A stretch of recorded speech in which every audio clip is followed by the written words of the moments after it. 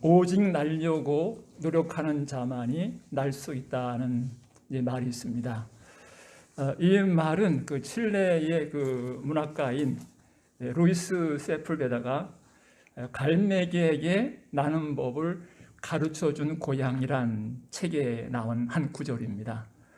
피치 못할 사정으로 자기가 알을 낳은 알을 고양이에게 맡기고 어미 갈매기가 죽게 됩니다. 이때 이 어미 갈매기는 숨지기 직전에 고양이에게 세 가지 부탁을 합니다. 첫 번째는 절대로 내 알을 먹지 말라. 두 번째는 새끼가 태어날 때까지 알을 품어주고 보호를 해주어라. 세 번째 부탁은 태어난 새끼에게 나는 법칙을 가르쳐 주라 부탁을 하고 운명을 합니다. 부탁을 받은 고양이는 인간의 눈을 피해 갈매기를 알을 품고 멀지 않아서 부활을 합니다. 부활한 그 아기 갈매기에게 그가 좋아하는 먹이를 물어다 줍니다. 문제는 나는 법을 가르쳐 주는 겁니다.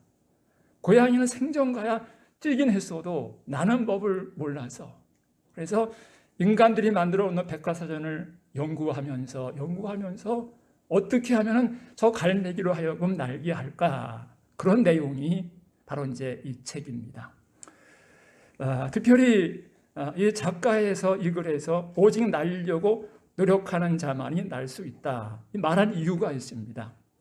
갈매기 새끼로 태어난다고 해서 나는 법을 가르쳐주지 않는다고 하면 그 갈매기는 날 수가 없다는 겁니다. 어떤 어미든 새끼가 태어나면 그 새끼 날 수 있도록 훈련을 시켜서 그 갈매기들이 날 수가 있다는 겁니다.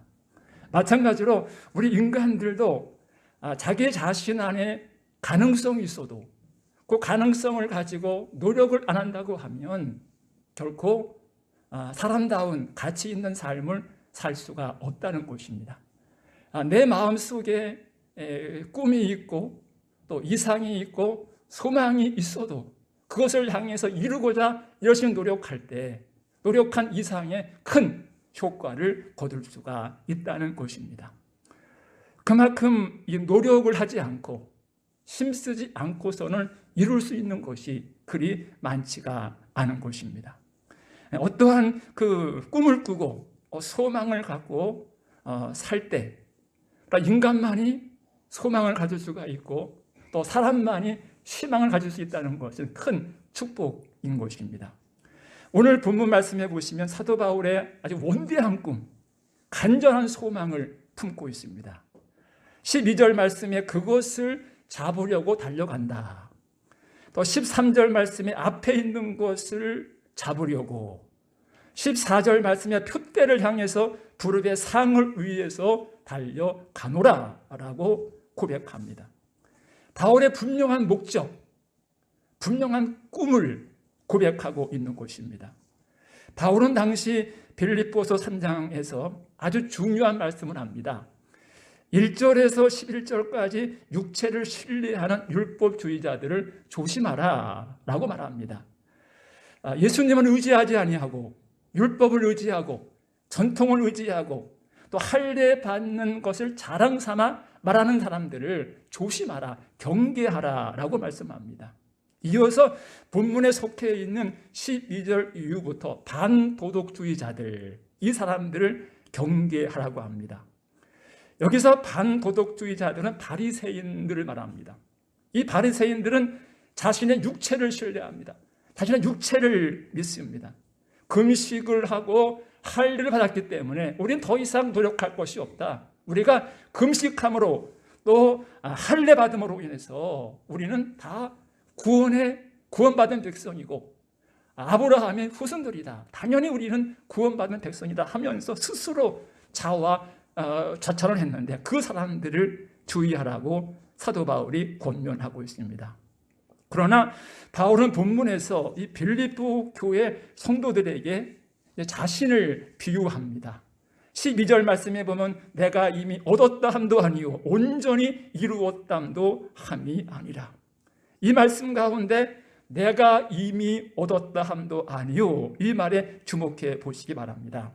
이 말은 사도 바울이 다메섹 도상으로 가다가 간 이유는 예수 믿는 사람들을 색출하기 위해서, 예수님 믿는 사람들을 잡으러 가기 위해서 다메섹으로 향하다가 거기서 예수님을 만나지 않습니까? 거기서 강한 빛을 통해서 눈이 실명하기도 하고 그 다메섹 도상에서 예수님의 부름을 받고 구원받는 큰 은혜를 이 다메섹 도상에서 경험을 하게 됩니다. 하지만 사도 바울은 빌립보 성도들에게 내가 다메섹 도상에서 예수를 만났다고 해서 높은 믿음의 경지에 오른 것이 아니다 라고 고백합니다. 내가 이미 얻었다 함도 아니요. 이 말은 사도 바울이 자신의 구원받은 것을 부정하는 것이 아닙니다. 단 예수 그리스도를 닮아가는 데 있어서 난 아직 멀었다.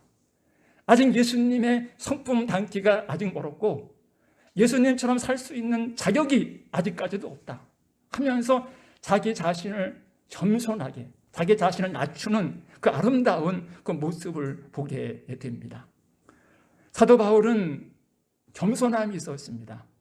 사도 바울이 이 빌립보서를 쓸 때 사도 바울은 빌립보 감옥에서 빌립보 교회를 향해서 이 말씀을 기록하고 있습니다. 이 감옥은 누군가가 꺼내 주어야 나올 수 있는 깊은 감옥입니다. 그 감옥에서 불평하지 않고 원망하지 않고 신세찬탄하지 않고 오히려 찬미하고 기도한 겁니다. 이 정도 되면은 대단한 믿음이지 않습니까? 나 이 정도면 됐어 하면서 좀 은거심적 높아질 수도 있는데 전혀 사도 바울은 그런 내색이 없지. 자기를 계속해서 낮추는 아름다운 모습을 보게 됩니다. 흔히 변은 익을수록 고개를 숙인다는 말이 있지 않습니까? 신앙생활도 오래 할수록 겸손해야 되고 오래 할수록 익어가야 온전한 믿음의 길로 나갈 수가 있습니다. 여러분, 이 사도 바울의 고백을 보십시오. 빌립보서 2장 3절로 4절 말씀에 보면 이런 말씀이 있습니다. 이제 빌립보 성도들에게 말씀을 하는데 교회를 섬길 때 다툼을 하지 말라. 참 무섭죠. 좋은 일, 성전에서 섬기는데 그 당시 빌립보 교인들은 성전에서 봉사하면서 서로 다투고 서로 시기한 겁니다.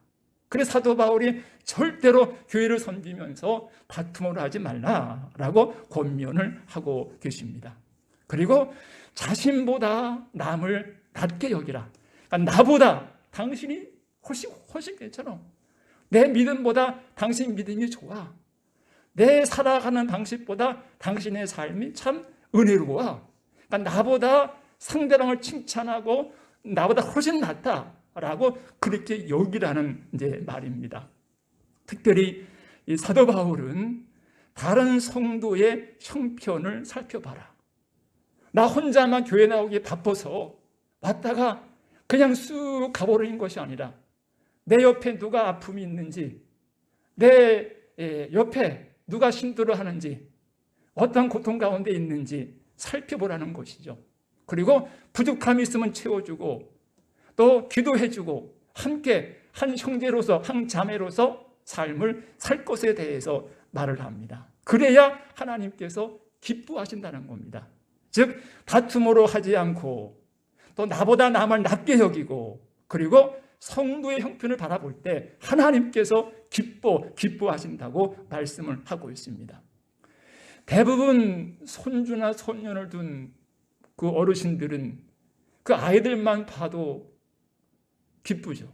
저는 아직은 경험을 못 해봐서 모르는데 다 좋아들 하시더라고요. 또 재롱이나 또 떨면 더 그냥 어이구 하면서 환호를 부르면 제가 말을 해, 제가 뛰어놀아. 행동 하나하나에 감격하고 있는 모습을 보게 됩니다. 예수님께서 어린 아이와 같지 아니하면 결단코 천국에 갈 수 없다. 이 어린 아이의 마음, 그 마음이 우리 성도에게 필요한 마음이죠. 이 어린 아이의 마음이 바로 교회 생활할 때 가장 필요한 마음인 것입니다. 나 자신의 연약함을 인정한다는 것이 뭡니까? 그것은 기도하는 행위입니다. 내 힘으로는, 내 능력으로는 아무것도 할 수 없습니다. 당신만이 나의 신앙이고 나의 인생이고 나의 꿈입니다 라고 고백을 할 수 있을 때 우리 삶에 겸손함이 묻어나는 것입니다. 우리는 보통 내가 이 정도 하면은 됐어, 이 정도 기도했으면 괜찮아, 이 정도 섬겼으면 나 할 만큼 했어, 이 정도 바쳤으면 나 바칠 만큼 바쳤어, 그런 생각을 할 수가 있죠. 하지만 그것은 주님 보시기에 아름다운 모습은 아니죠. 우리가 얼마를 희생을 하든, 우리가 얼마큼 우리가 헌신을 하든 항상 나는 부족합니다, 나는 아직도 멀었습니다. 이 겸손함이 있을 때 우리 하나님께서 그 사람을 높게, 또 위대하게 사용해 주시는 것입니다. 하나님은 오늘도 겸손한 자를 찾고 계십니다. 하나님은 겸손한 자에게 은혜를 베푸시고 또 교만한 자를 물리치십니다. 성도 여러분, 하나님 앞과 사람 앞에 겸손할 때 여러분들이 주님 앞에 겸손하면 높여주시고 또 사람 앞에 겸손하면 인정을 받고 사랑을 받게 될 줄을 믿습니다. 특별히 오늘 12절 말씀에 보면은 바울은 이런 말씀을 하죠. 그리스도 예수께 잡힌 바 되었다. 지금 사도 바울은 예수님 앞에 꽉 잡혀 있는 것입니다. 예수께서 바울의 마음과 의지를 다스리기 위해서 그의 능력과 권능으로 사도 바울을 그냥 꽉 잡고 계십니다. 사도 바울은 예수 그리스도께 잡힌 바 되었습니다. 과거에는 유대인 그 율법에 잡혀 있었고 또 유대인의 그 의식에 잡혀 있었고 거의 유대인 그 율법에 또 바리새인의 의에 잡혀 있었고 그의 그 모든 삶은 유대교가 전부였습니다. 하지만 그가 변화받고 그가 다메섹 도상에서 구원받은 이후에는 율법에서 해방되어서 또 유대인에게서 해방되어서 온전히 하나님의 사람으로 선한 삶을 살아가게 된 것입니다. 이 시간 저와 여러분도 예수님께 잡힌 바 되어야 됩니다. 믿습니까? 세상에 내가 잡혀 있고 세상 악령에 잡혀 있고 세상 지식에 잡혀 있다고 하면 거기에 끌려다니냐고 당황할 수밖에 없고 허송세월 다 할 수밖에 없습니다. 하지만 비록 짧은 인생이지만 주님께 잡힌 바 된다고 하면 우리가 짧은 세월 동안 가치 있는 일을 할 수가 있고 좀 더 우리가 믿음 생활하는 것답게 믿음 생활을 할 수가 있는 것입니다. 여러분이 예수님 앞에 잡힌 바 되었기 때문에 이 시간 나온 줄은 믿습니다. 예수님이 여러분의 마음을 안 잡아주시고 중심을 안 잡아주신다고 하면은 그냥 뭐 집에 있지, 비도 오는데 그냥 부치기나 부쳐 먹자 하면서 그럴는지도 모르죠. 하지만 주님의 강한 손길에 붙잡힌 바 되어서 이 거룩한 예배에, 주님이 기뻐하시는 예배에 참석해서 예배 드리고 있음을 여러분 믿으시기 바랍니다. 오늘 우리는 거룩한 예배에 참석했습니다. 이런 말씀이 있죠. 성령께서 이끌지 아니하고 주 앞에 나올 자 없다고. 그만큼 여러분들은 성령께서 붙잡힌 바 되어서 또 이끌려서 이 시간 이곳에 나와서 예배를 드리고 있는 것입니다. 사도 바울은 충신 다윗, 자기의 사위죠.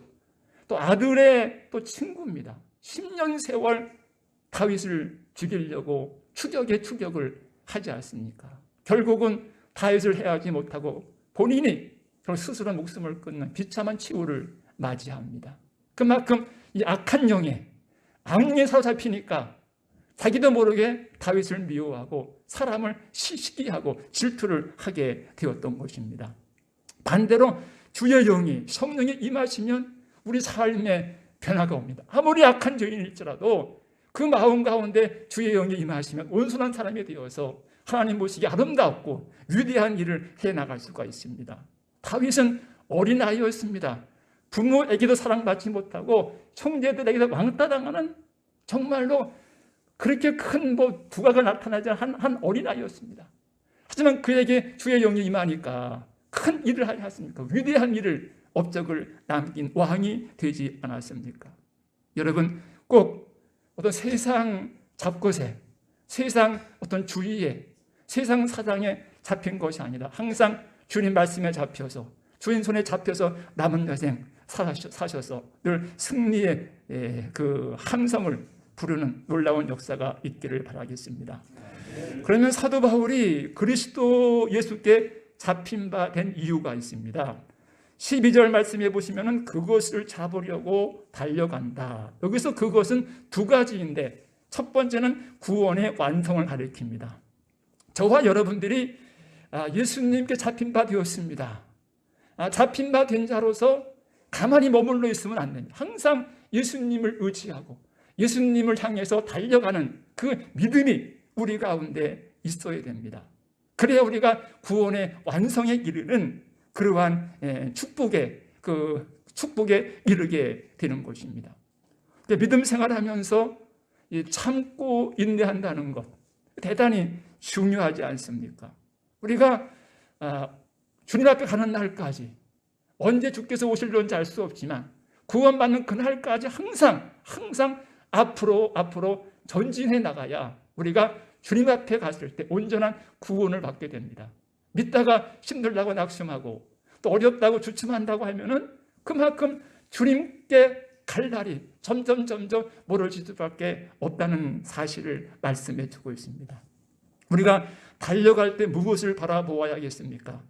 14절 말씀해 보면 표대를 향하여, 한번 따라 하실래요? 표대를 향하여.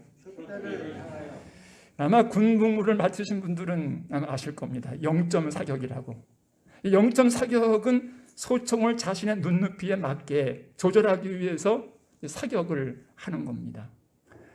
여기서 이 표대는 보이는 원거리 표적, 즉 시야에 있는 목표물을 뜻합니다. 그러면 표대의 뜻인 이 표적과 목표는 무엇을 의미하겠습니까? 첫 번째는 예수님을 의미합니다. 우리가 바라볼 예수님, 이 땅에 살면서 우리의 표대, 우리의 표적은 그 예수님입니다.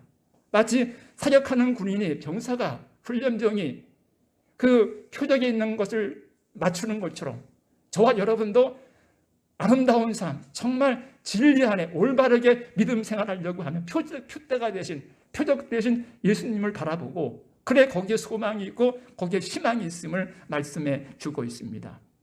그리고 두 번째는 이 멸류관을 의미합니다. 이 멸류관은 우리가 주님 앞에 갔을 때 잘했다고 예수 믿는 사람은 누구나 그 생명의 멸류관을 이제 씌워 주시게 됩니다. 야고보서 1장 12절 말씀해 보면 시험을 참는 자는 복이 있나니 이 시련을 견디어내는 자가 자기를 사랑하는 자들에게 약속하신 생명의 멸류관을 얻게 하리라. 또 요한계시록 2장 10절 말씀 보면 내가 죽도록 충성하라. 그리하면 뭘 준다고요? 생명의 멸류관을 주리라 라고 말씀을 하고 있습니다. 이 생명의 멸류관은 우리 모두가 받았어야 됩니다. 우리가 주님 앞에 갔을 때 다 예수님께서 이 관을 써라, 이 관을 써라. 그러면 다 이 생명의 멸류관을 받았으면 큰 복이 있길 바랍니다. 이 생명의 멸류관을 누구에게 주신다는 겁니까? 첫 번째는 시험을 참는 자. 여러분이 믿음 생활하면서 시험이 없겠습니까? 물질의 시험도 있을 것이고 또 자녀로 통해서 얻어지는 시험이 있을 것이고 또 직장에서 시험이 있을 것이고 살아있는 동안 우리가 활동하는 순간순간 그 어디에 항상 시험은 도사리고 있습니다. 그런데 그 시험을 참는 자가 생명의 멸류관을 받게 되는 겁니다. 두 번째는 시련을 견뎌내는 성도, 즉 핍박이 있고 환난이 있고 고통이 있을 때 거기서 쓰러지는 것이 아니라 그 시련과 고통을 이기는 성도에게 생명의 멸류관을 주신다는 겁니다. 세 번째는 죽도록 충성하는 성도에게 주십니다. 최선을 다해서 우리가 주님을 섬기고 정성을 다해서 주님을 섬길 때 그 수고의 대가로 생명의 멸류관을 주신다라고 약속해 주고 있습니다. 운동 선수들의 최종 목표는 뭡니까? 국가대표 되는 겁니다. 국가대표 되는 것이 군대에서 별 따기보다 더 힘들대. 그만큼 국가대표는 위대한 사람들이죠. 대단한 사람들이죠. 평생 청춘 다 거기에 바쳐야만 그것도 될까 말까 하는 겁니다. 국가대표 되었다고 해서 누구나 다 상 타는 것이 아닙니다. 1등, 3등까지 해야 금, 은, 동을 땁니다. 세상에서도 금을 따기가 쉽지가 않습니다. 그만큼 우리가 예수를 믿는다고 하는 것이 쉽지가 않다는 겁니다. 그만큼 포기할 것이 많고, 그만큼 자제할 것이 많고, 그만큼 우리가 정직하게 삶을 살아야기 때문에 그만큼 생명의 멸류관을 받아쓰기가 어렵다고 하는 것을 여기서 말씀해 주고 있습니다. 여러분, 장차 주님께서 오실 때 여러분 모두가 다 생명의 멸류관을 받는 큰 복이 있기를 바라겠습니다. 그리고 12절 말씀에 그것을 잡으려고 달려간다. 그것의 두 번째는, 첫 번째는 구원의 완성을 향해서 달려가고, 두 번째는 복음 전파를 뜻합니다. 사도 바울은 복음 전파를 위해서 달려간다. 그것이 어디가 되었든, 그것이 배를 타고 건너가는 그 지역이 되었든, 그것이 산을 넘어야 가는 지역이 되었든, 어디가 되었든지 나를 부르는 곳이 있으면, 내가 가야 할 곳이 있으면 그곳이 어디든지 달려가기 위해서 죽음을 무릅쓰고 사도 바울은 평생 달려갔던 곳입니다. 전도하지 않으면 주의 나라는 확장될 수가 없는 것입니다. 바울은 한 영혼을 잡기 위해서, 한 영혼을 전도하기 위해서 매를 맞기도 했습니다. 사도 바울은 한 영혼을 전도하기 위해서 감옥에 갇히기도 했고, 또 한 영혼을 전도하기 위해서 감옥에 갇히기도 했고, 또 한 영혼을 구원하기 위해서 배가 파손되는 물에 빠지는 경험도 했고, 또 뱀에 물리기도 합니다. 사도 바울은 그 복음 하나, 한 생명을 구원하기 위해서 죽는 순간까지 애를 쓴 위대한 그 사도임에는 틀림이 없습니다. 사도 바울은 한 생명을 전도해서 하나님 품에 안겨드리기 위해서 끊임없이 예수 그리스도를 향해서 달려갔던 것입니다. 저와 여러분도 멀리 바라볼 것 없이 아직도 믿지 않는 내 자녀들, 또 믿지 않는 그 남편분들, 이 가족부터 가장 중요한 것이 이 가족이니까 안 믿는 자녀들, 안 믿는 형제들, 안 믿는 가족들부터 여러분 전도하셔서 함께 다 구원받는 복이 있기를 바랍니다. 여러분, 지구는 점점 종말을 향해 나갑니다. 저와 여러분도 항상 끝을 향해서, 주님 오신 날을 향해서 예수를 바라보면서 한 걸음 한 걸음 나아가고 있는 것입니다. 문제는 이 남은 시간, 나를 구원해 주시고 나를 죄악 가운데 구원해 주신 그 예수를 위해서 우리 할 수 있는 것은 매일 최선을 다하면서, 또 주신 그 시간을 쪼개서 몸된 교회를 섬기면서 또 전도하면서 나아가는 길입니다. 특별히 이 표대이신 그 예수님, 여러분 삶의 표대가 뭡니까? 물질입니까? 아니면 자녀입니까? 아니면 직장입니까?